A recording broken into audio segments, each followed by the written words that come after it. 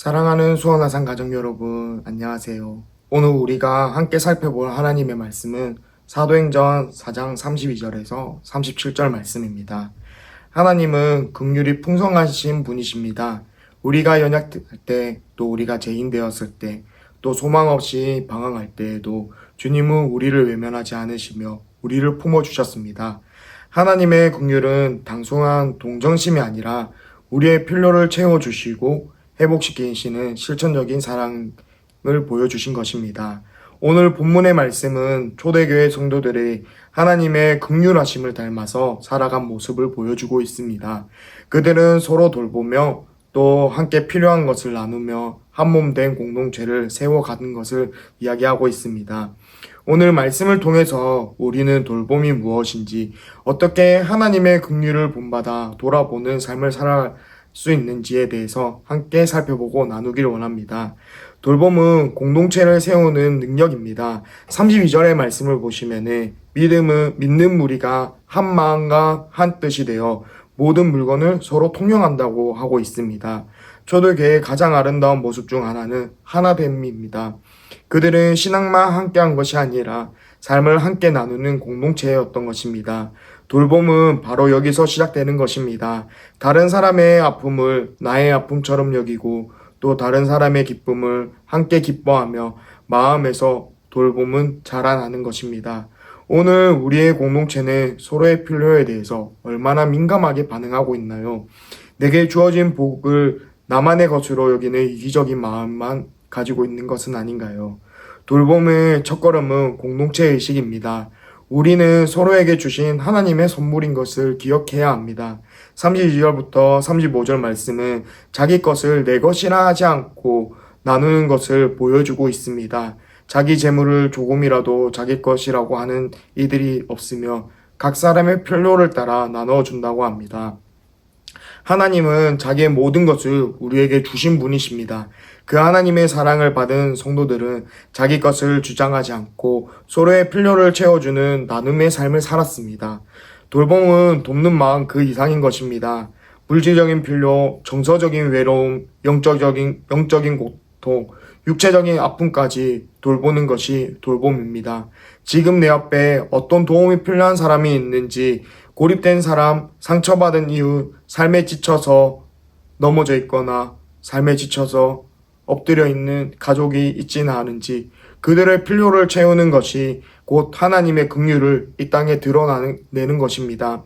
36절과 37절에서 사랑은 말이 아니라 행동하는 것이라고 이야기를 하고 있습니다.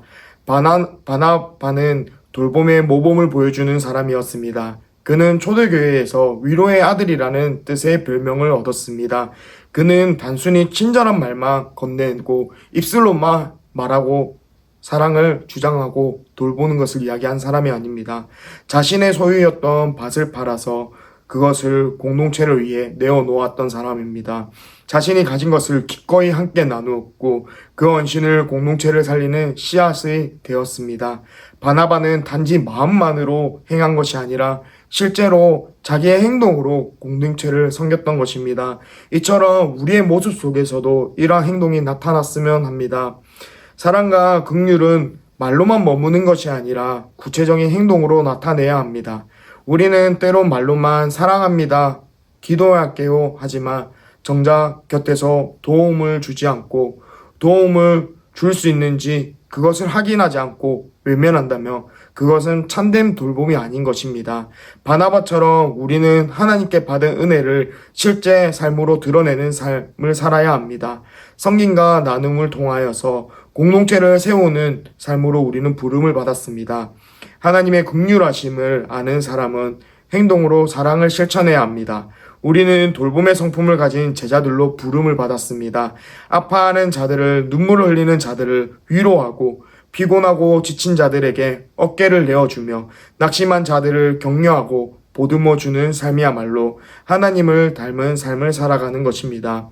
돌봄은 거창한 것이 아닙니다.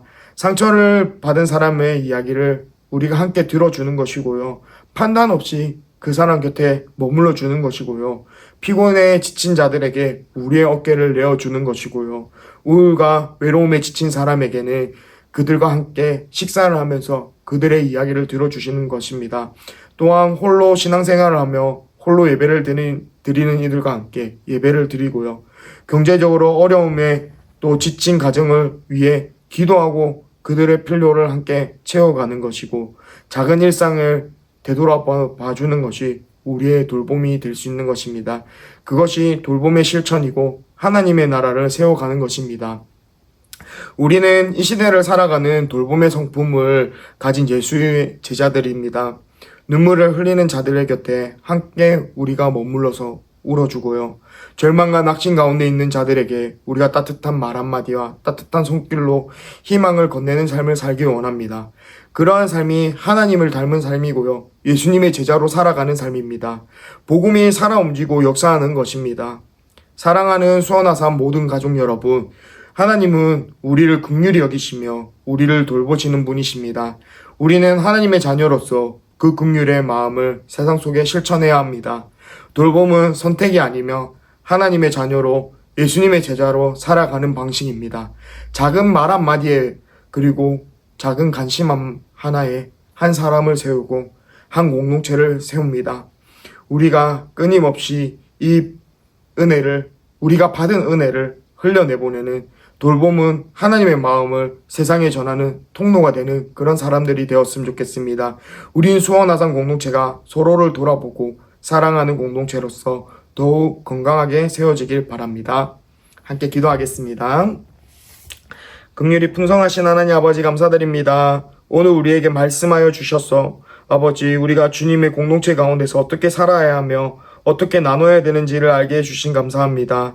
하나님, 우리가 받은 사랑을 기억하게 하시옵고 그 사랑을 말로만 하는 것이 아니라 우리의 삶 속에서 행동으로서 행함으로써 실천하며 나아갈 수 있도록 아버지 살아갈 수 있도록 하여 주옵소서. 주님, 우리가 살아가는 이 시대에도 돌봄이 절실히 필요한 이들이 너무나도 많습니다. 아버지, 우리가 그 세상 속에서 아버지 돌봄이 필요한 이들에게 우리가 그들을 외면하는 것이 아니라 하나님의 그 사랑을, 하나님의 그 긍휼하신 마음을 가지고 우리가 나아가서 그들을 돌아보고 그들을 사랑하며 그들을 섬기는 수원아산 공동체가 될 수 있도록 하여 주시옵소서. 아버지, 작은 말 한마디에, 작은 위로 하나에, 작은 격려 하나에 그들의 마음을 아버지 우리가 헤아리며 주님의 사랑을 전할 수 있는 주의 자녀들이 될 수 있도록 허락하여 주옵소서. 우리 공동체가 날마다 서로를 돌아보며 서로를 위해서 기도하고 서로를 사랑하는 아버지 공동체가 될 수 있도록 주님 우리와 함께 해 주옵소서. 감사합니다. 사랑합니다. 예수님의 이름으로 기도했습니다.